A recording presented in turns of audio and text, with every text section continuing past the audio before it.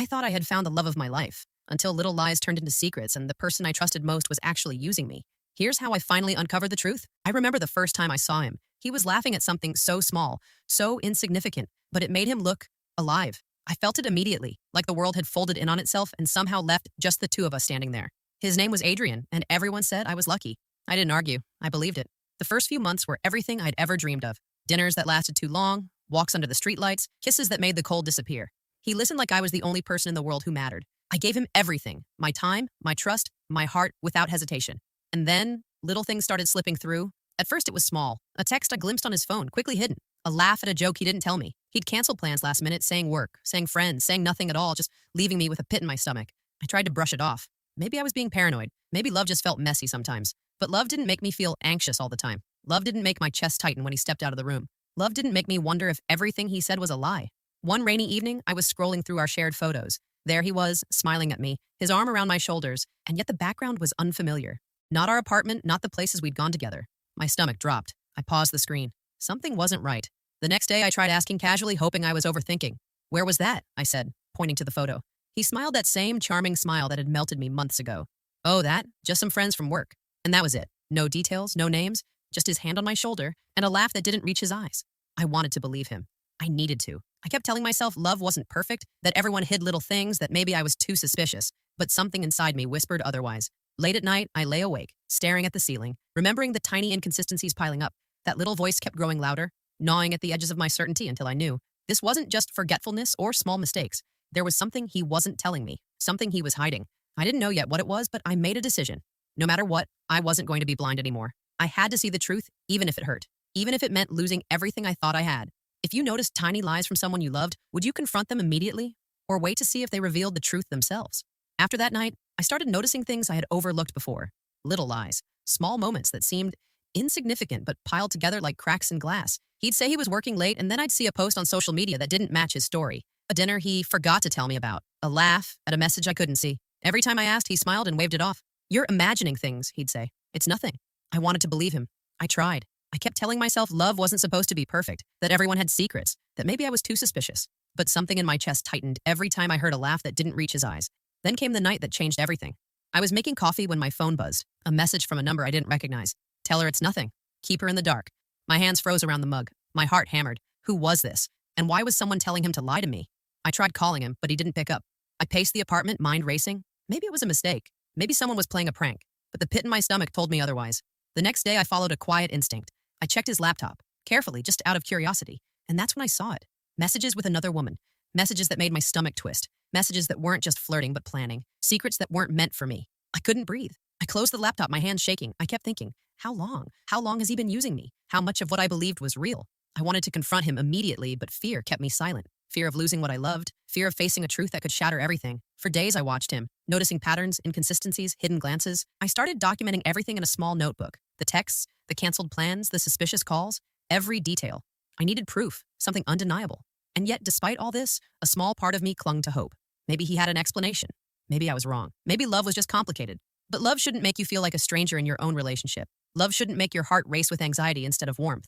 That night, I lay awake again, staring at the ceiling. The notebook sat open on my bedside table, pages full of evidence, memories, and questions, and I realized something terrifying. The person I loved most might not have loved me at all. I didn't know the full truth yet, but I knew one thing. I wasn't going to be blind anymore. I had to see the truth for myself, no matter how painful it would be. If you found clear evidence that someone you loved was hiding secrets, would you investigate further or confront them immediately? After that night, everything felt different. The apartment I once associated with warmth now felt suffocating. Every laugh, every touch, every word seemed suspect. I replayed moments in my head, trying to connect the dots. Each smile, each casual excuse, each lie I had brushed off suddenly felt like pieces of a puzzle, and the picture was terrifying. I began noticing more patterns. His phone always face down. Messages deleted immediately after he read them. Random trips he claimed were for work that didn't make sense. Even the way he talked to me changed when others were around. Softer, charming, perfect. But the moment we were alone, there was tension, distance, a guardedness I had never noticed before. One night, curiosity overwhelmed me. I checked his email on his laptop. A small oversight, a password still saved.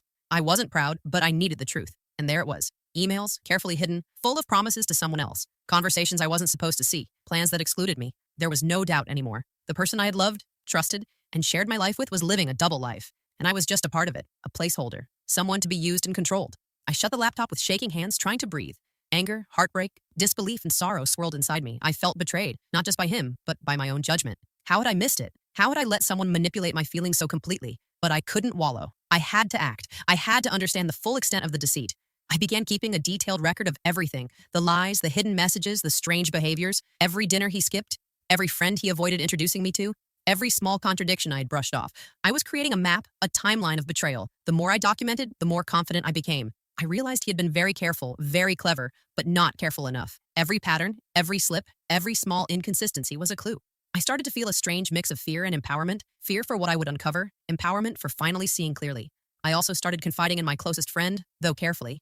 I couldn't yet tell anyone fully. The humiliation, the heartbreak, the truth that someone I loved had been using me, it felt too raw. But even sharing tiny pieces of the puzzle felt like lifting a weight off my chest. I was no longer alone. And then, one evening, I noticed something that made my blood run cold. He left his phone on the counter, unlocked, unattended, a rare oversight. My heart pounded. The messages, the calls, the hidden accounts, they were all there, right in front of me. It was all true. There was no denying it anymore. The betrayal was complete. The illusion was gone. And for the first time, I saw him for who he really was. Not the man I loved, but the man who had used me. If you had undeniable proof that someone you loved was using you, would you confront them immediately or plan your next steps carefully? After uncovering the messages, I couldn't stop thinking about him. Every smile, every word, every touch replayed in my mind, now tainted with the knowledge of his deceit. I felt anger, heartbreak, and a strange determination all at once. I knew I had to see how far the lies went, to confront the truth in small ways and watch his reactions. The first test was subtle. I mentioned something he had said weeks ago, something that didn't quite add up. "Remember when you told me you were out with your colleagues last Friday?" I asked casually, pretending to be curious. He hesitated, just a microsecond, barely noticeable, and then smiled. "Yeah, why?" I studied him closely. His eyes flickered for a moment, a flash of panic, but he recovered quickly. That tiny slip confirmed it. He wasn't ready to face the truth. He wasn't prepared for me to catch on. Next, I casually asked about one of the women he had been messaging. I didn't name her. I just asked in passing if he had plans with someone that weekend. He laughed nervously and said, "No, nothing like that. Just work stuff." It was almost too easy to see through him. Every lie, every excuse, every attempt to charm or divert, it was transparent. I realized he had been assuming I would never notice, that I would never look closely enough. But I did, and I was done pretending I hadn't.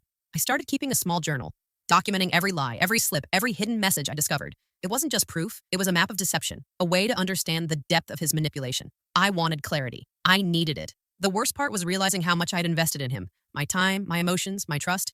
I had loved him fully, blindly, without hesitation. And he had used that love, twisted it into something that served him and no one else. But I also realized something important. I wasn't powerless. The knowledge I had was strength. Every lie I uncovered, every truth I documented, was a step toward reclaiming my life. One evening, I decided to push a little further. I mentioned a message he had sent late at night, a text I had saved from weeks ago. His reaction was immediate. He stiffened, his eyes widened for a fraction of a second, and he said, "I don't know what you're talking about." I smiled faintly, almost imperceptibly. "Oh, you'll remember soon enough," I whispered to myself. I felt a mix of fear and exhilaration. Fear because I was confronting someone I had loved deeply, someone who had deceived me so completely. Exhilaration because I finally had the upper hand. I knew the truth, and I was ready to reveal it, piece by piece, until there was no hiding for him anymore.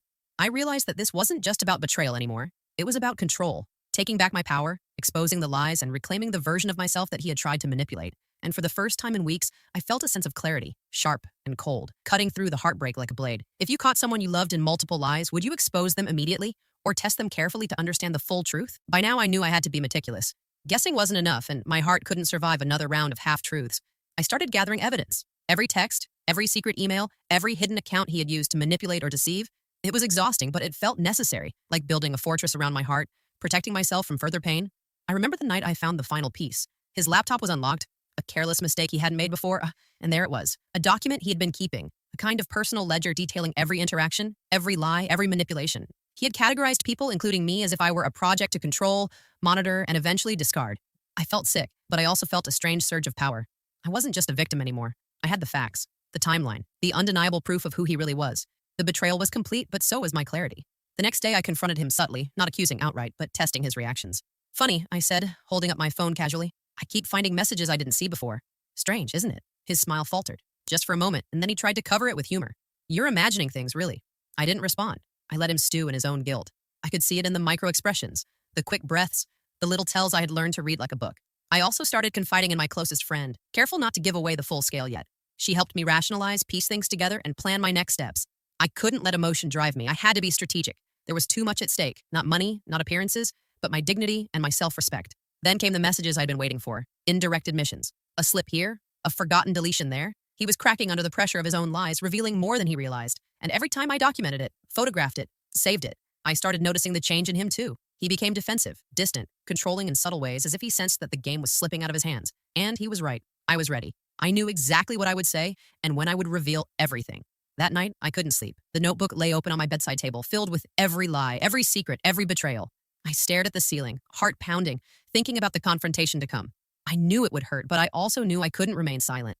I had to expose him for my own sake, for my peace of mind, and for the truth to finally be seen. For the first time, the fear that had haunted me for weeks was replaced with determination. I wasn't going to let him manipulate me any longer. I wasn't going to be the girl who turned a blind eye to deceit. The final act was approaching, and when it came, I would be ready. If you had undeniable proof that someone you loved had been manipulating you, would you gather it quietly first or confront them immediately? I spent the next few days carefully planning. I didn't want anger to rule me. I wanted control, clarity, and the power of truth. Every lie I had uncovered was a weapon, every secret a shield. I needed him to see that I knew. Not vaguely, not partially, but completely. The evening I chose was ordinary on the surface. We sat on the couch pretending to watch a movie, but I was sharp, attentive, watching every micro-expression, every twitch, every glance that betrayed him. I started casually. "Do you remember last month when you said you were working late Friday?" I asked, my voice light, almost teasing. He paused, just slightly, a flicker of something crossing his face before he smiled. "Yeah. Why?" I tilted my head, pretending to be curious. "Because I found a message from that night. It wasn't to a colleague, was it?" His jaw tightened. He opened his mouth, then closed it. He tried to laugh.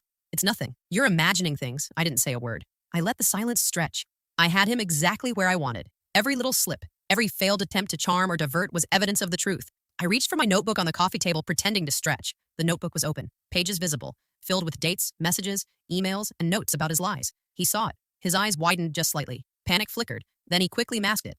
"You've been keeping track," he said, trying to keep his voice calm. I smiled faintly. I like to know what's really happening. And then I began revealing piece by piece. First, the late-night texts. Then the secret emails. Every hidden account, every manipulation carefully documented. I didn't yell, I didn't beg. I let the truth speak for itself. He tried to interrupt, tried to charm, tried to deny, but the evidence was overwhelming. Every lie, every excuse, every manipulation I had suspected but couldn't prove, now it was undeniable. He couldn't twist it, couldn't charm his way out. I felt a strange mixture of satisfaction and sorrow. Satisfaction because finally he couldn't hide. Sorrow because the person I had loved, trusted, and believed in with every fiber of my being was gone. What remained was a stranger, someone who had used me for months for his own selfish gain. When I finished, I closed the notebook. He didn't speak for a long time. I could see the panic in his eyes, the realization that the game was over. And in that moment, I realized something profound. The power had shifted. I wasn't the naive girl anymore. I wasn't the one being used. I had the truth, and with it, my dignity, my self-respect, and my freedom. For the first time in weeks, I felt a calm certainty. The confrontation wasn't just about exposing him. It was about reclaiming myself, my heart, and my life. If you uncovered months of deceit from someone you loved, would you confront them calmly like this or let your anger explode first?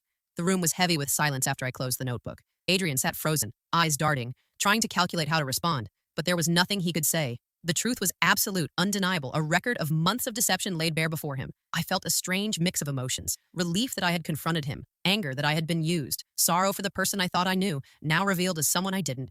And yet there was clarity, sharp and precise, slicing through the fog of uncertainty that had consumed me for weeks. He finally spoke, voice low and unsteady. "You don't understand. You're overreacting. It's not what you think." I laughed quietly, a sound without warmth. "No, Adrian, you don't get it. I do understand. Better than you ever thought I could. Every lie, every secret, every manipulation, I've traced it all, and I'm done." He tried to reach for my hand, to charm, to apologize, to justify. I pulled away instinctively. The man I loved wasn't here, only the person who had used me remained. Over the next few days, the tension grew. He attempted calls, texts, messages on every platform, pleading, apologizing, promising to change. But I didn't respond. I didn't need to. The truth had been revealed, and no words could erase the damage he had done. Meanwhile, I began reclaiming my independence in subtle ways. I spent time with friends. I walked through the city alone. I revisited the hobbies I had neglected while wrapped up in his charm. I felt strength returning, a quiet, steady power that wasn't loud or flashy, but undeniable. People around me noticed the change too. My friends said I seemed lighter, more grounded. Even colleagues commented on the calm confidence I exuded. I realized that exposing the deceit wasn't just about him. It was about me, reclaiming my life, my time, my energy, and my heart. One evening, I walked past the park where we had first met. I paused and remembered the laughter, the late-night walks, the dreams I had shared, and then I let it go. Not with bitterness, not with hatred, but with acceptance. I had loved someone who didn't deserve it, and now I was free. Adrian's attempts to manipulate or charm me fizzled quickly. Without secrecy, without deceit to hide behind, his power evaporated, and with it, the fear and anxiety that had haunted me for weeks dissolved. For the first time, I felt a sense of ownership over my life again. I had been hurt, yes, but I had survived. I had exposed the truth. I had reclaimed my dignity, and that, more than anything, felt like victory. The betrayal had been deep, but the lessons were deeper. I had learned to trust my instincts, to see beyond the charm, to value myself above anyone else's manipulation. Have you ever confronted someone who used you emotionally, and how did it change your sense of self? By now, I knew there was no turning back. The person I had loved, the one who had whispered promises and stolen trust, was gone. Not physically, but in every meaningful way. He had disappeared from the life I was reclaiming. I blocked his numbers, deleted his emails, and removed him from every social platform. No more messages, no more excuses, no more I love you that carried the weight of lies. I wanted him to disappear, not just from my phone, but from my mind, my heart, my world. The first few days were strange. Part of me expected guilt or maybe relief, but mostly I felt emptiness, a hollow space where love had once lived. But that emptiness wasn't despair. It was space for me to breathe, to think, to rebuild.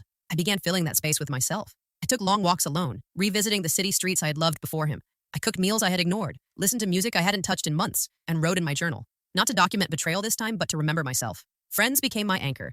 I shared pieces of the story carefully, not for pity, but to remind myself that I was not alone. Their support, their laughter, their presence became the scaffolding of my healing. For the first time in months, I felt steady, grounded, alive. And then came the reflections, quiet nights where I replayed everything I had lost, everything I had been used for, and everything I had learned. I realized how clever he had been, how manipulative, how seductive in ways designed to make me doubt my own perception. And I also realized how strong I had become. I had seen the truth, faced it, and refused to let it destroy me. I wrote him a final message one evening, not expecting a reply. I know who you are. I see your lies. I am moving on. I didn't send it. I didn't need to. The words were for me, a marker of closure, a declaration that my heart was no longer his to manipulate. Weeks passed and life slowly resumed its rhythm. I laughed more freely, slept more peacefully, and dreamed again. Not of him, not of us, but of the possibilities that awaited me. I realized that the love I had felt wasn't a failure. It was a lesson. A harsh, painful lesson, but a lesson nonetheless.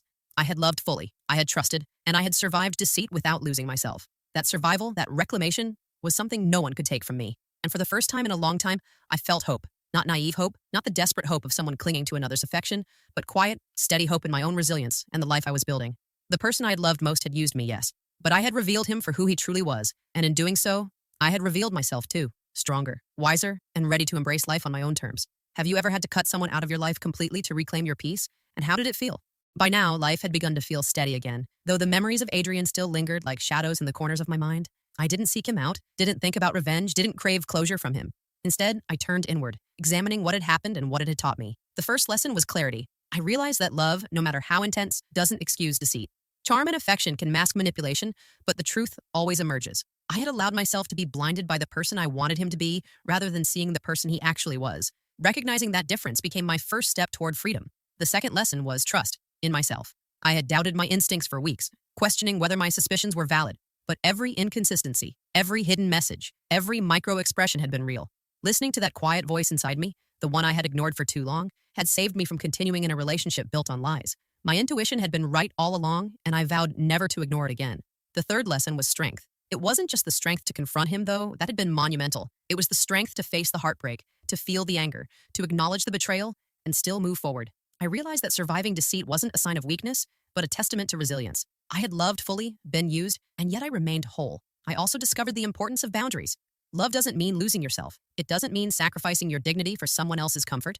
I had been generous with my heart, and that generosity had been exploited. But now I knew that self-respect was non-negotiable. My love would be given carefully, thoughtfully, and never at the expense of my own well-being. Friends, family, and even strangers became reminders that life could be trusted again. Their kindness, their laughter, their honest connections showed me that not all relationships are built on deceit. I learned to value authenticity over appearances, to seek truth over comfort, and to cherish people who honored my trust instead of breaking it. And slowly I began to forgive. Not him, not yet, perhaps never fully, but myself. I forgave the girl who had ignored the warning signs, who had been blinded by charm, who had been vulnerable. I forgave myself for loving deeply, for trusting, for hoping, because it was that same heart, brave and open, that would carry me forward into life unafraid. Finally, I began to imagine the future, one where love was honest, where my heart was safe, and where I could embrace intimacy without fear of manipulation. That future felt real, tangible, and within reach. I had been used, yes, but I had also been awakened, empowered, and strengthened. And that knowledge, more than any heartbreak or betrayal, was mine to keep. Have you ever learned a hard lesson about love that changed how you trust and value yourself? The days became lighter. I woke up without the tight knot of anxiety in my chest, without the constant replay of lies and half-truths. The apartment felt like mine again, not a place haunted by deceit. I had reclaimed my space, my mind, my heart. I started doing things I had neglected while wrapped up in him, cooking elaborate meals just for myself, taking long walks at sunrise, listening to music that made me dance alone in my living room. Every small act of joy felt like a declaration. I was here, alive, and untouchable by his manipulations. Sometimes I thought about him, but it was different now. Not anger, not longing, but understanding. I understood that he had been who he was, and I had been who I was, and those two people were never meant to coexist. That realization brought peace. I also began to embrace new connections, friendships, and relationships where honesty wasn't negotiable, where trust wasn't fragile, and where love didn't come with hidden agendas. I was cautious, yes, but no longer fearful. I knew the signs, I trusted my instincts, and I valued myself too much to settle for anything less than genuine care. I reflected on my journey, the heartbreak, the betrayal, the confrontation, and the liberation. Every step, no matter how painful, had shaped me. I had discovered strength I didn't know I had, courage I had underestimated, and a capacity to love myself that had been buried under hope for someone else. The notebook that once chronicled his lies now felt like a symbol of my victory. I didn't need it anymore, but I kept it. Not as a relic of pain, but as a reminder of the woman I had become. The woman who saw clearly, acted decisively, and refused to be used. And as I looked forward, I realized that freedom isn't just escaping someone else's manipulation. It's embracing yourself fully, trusting your own heart, and stepping into life unafraid. I was free, not because he had left, but because I had taken back everything that belonged to me, my trust, my love, my dignity. I smiled, a real smile without hesitation, without pretense. The past was a lesson, the pain a teacher, and the betrayal a catalyst for growth. I had loved deeply, been deceived, and yet I stood taller than ever before, unbroken and empowered. The person I had loved most had used me, but I had revealed him for who he truly was. And in doing so, I had revealed myself too, strong, wise, and ready for a future where love would never blind me again. And with that, I stepped forward, not looking back, carrying nothing but clarity, courage, and the unshakable knowledge that I would never let anyone use me again. After surviving betrayal, how did you reclaim your strength and trust in yourself?